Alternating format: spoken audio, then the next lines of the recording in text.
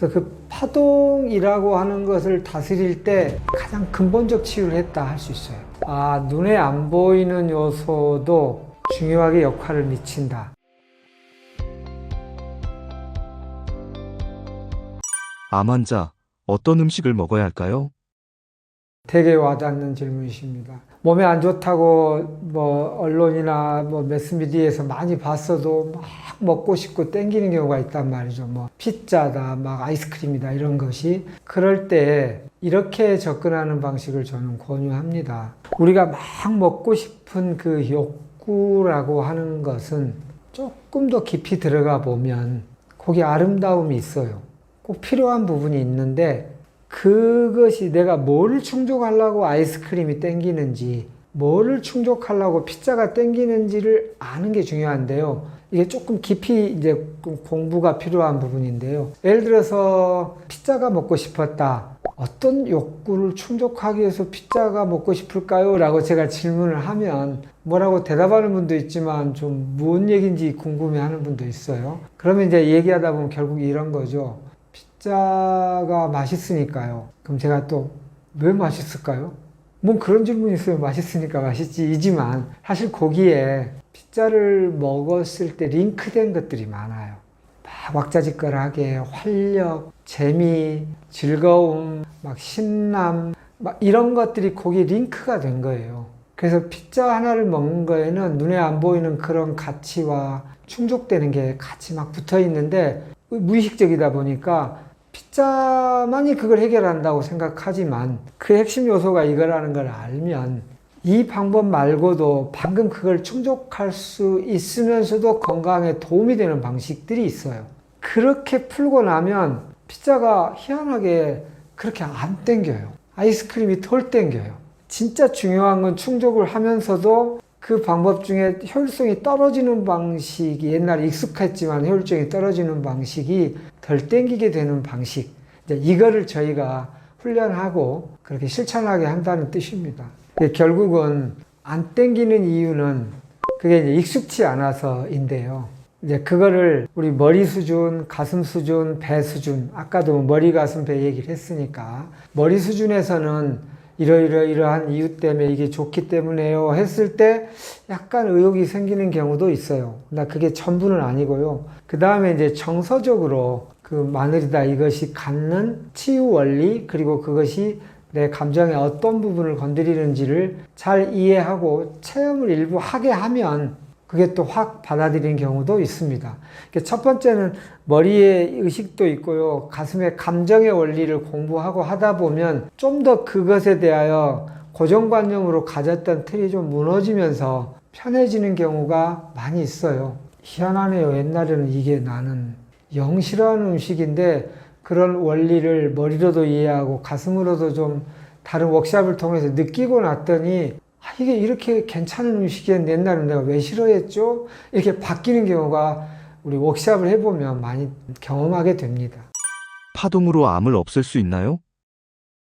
스탠퍼드 의과대학의 브루스 립턴 교수가 DNA가 우리의 주인이 아니고 오히려 생각, 감정, 의지가 그 DNA를 움직이게 하는 더 능동적 요소다라고 말하는 거하고 비슷한데요. 생각, 감정, 의지는 파동이고요. 우리가 그래서 생각을 뇌파로, 심전도 이게 파동을 보잖아요. 그 파동이 첫째, 전체성을 가져요.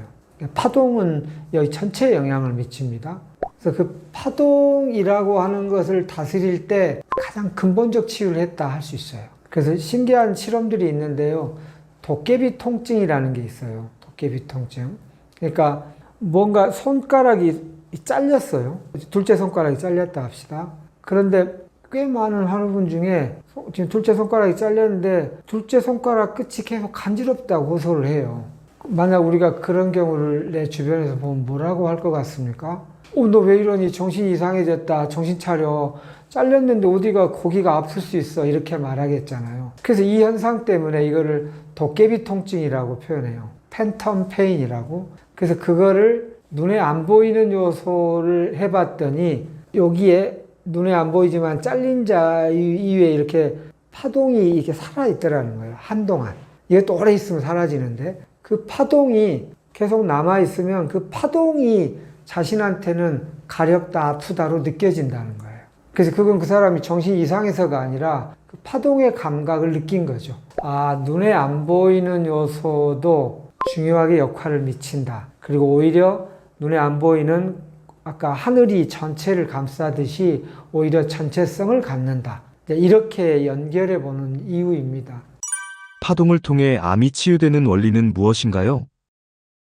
이제 아까 암의 본질, 암이라는 그 질병의 본질은 표면적인 병은 아닙니다. 표면적인 병이라면 인간의 과학이 많이 발달했는데 최고의 난치 질환이라고 보고 있지 않겠죠. 깊은 질환인데요. 깊다는 얘기는 우리가 깊은 바다 이러듯이 깊다는 얘기에 바로 연결되는 건 잘 안 보인다입니다. 그러면 이제 식물도 줄기도 가지도 꽃도 열매도 잘 보이지만 이것을 다 만들어내는 것은 뿌리이고요. 또 그것의 근원은 씨앗이죠.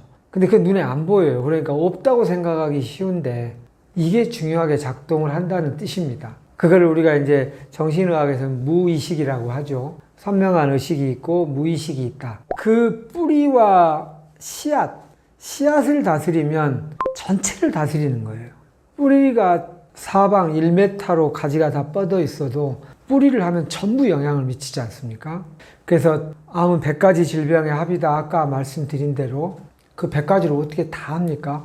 뿌리를 다스리면 전체를 다스리는 거예요. 근데 뿌리를 다스리려면 안 보이는 영역까지 들어가야만 합니다. 그렇듯이 파동은 우리의 눈에 안 보여요. 그거를 막연하게 생각한다면 TV 예를 들어볼게요. 여기에 MBC에서 축구를 하고 SBS에서 연속극을 한다고 합시다. 그러면 사람 얼굴 모양도 있고 움직임도 있지 않습니까? 그래서 TV가 알아서 막 그렇게 움직이는 것처럼 보이죠. 우리 눈에는 그것만 보여요. 근데 우리 화소라고 하잖아요. 색깔이 있는 화소가 막 모여갖고 형태도 만들고 움직임도 막 움직이는데 이걸 누가 만들죠? 이렇게 물어보면 우리 눈에는 그냥 TV 화면이 만드는 걸로밖에 안 보이겠죠. 그러나 이거는 방송국에서 보내는 파동에 의해서 움직이고 있잖아요. 안 보이니까 그거하고 똑같아요. 우리의 마음의 파동이 우리의 물질을 움직여요. 그래서 이거를 눈에 보이게 하려고 하는 학문의 분야가 있는데요. 사이매틱스라고 하는 게 있어요. 그래서 577MHz를 해보면 작은 입자들이 그 모양 따라서 이렇게 막 동심원이 됐다가 또 723 마이크로 헤르츠를 캐보면 또 다른 모양이 돼요. 그러니까 다시 말하면 우리의 형태는 눈에 안 보이는 파동에 의하여 만들어지는 구조일 뿐이다라는 뜻이에요. 그런 점을 이해하면 우리의 마음이 우리의 각각의 우리 몸에 중요하게 작동하는 효소, 단백질 이런 거는 생물학에서 이렇게 얘기합니다. 효소나 단백질은 제일 중요한 게 구조라고. 그래서 이런 기능을 이렇게 기하가 있으면 이렇게 딱 작동하면 이게 또 돌아가고 또 여기서 또 돌아가고. 근데 이 구조 꽉 물리는 이게 이렇게 어지러져 버리면 이게 못 돌아가 버리잖아요. 이 구조를 결정하는 게 파동이라고. 파동을 주면 이게 이렇게 펴졌던 게 굽혀지기도 한다. 그거를 결정하는 게 눈에 안 보이는 방송국의 파동이듯이 우리 마음도 우리의 육체도 그 두 개가 긴밀하게 협조를 하고 있어요. 눈에 잘 안 보일 뿐이지. 이미 우리 TV가 그러고 있잖아요. 그거를 깜빡 눈에 안 보인다고 우리가 이걸 무시하거나 없다고 착각하지만 중요하게 작동해요. 마음 치유는 꼭 필요한 바탕이에요.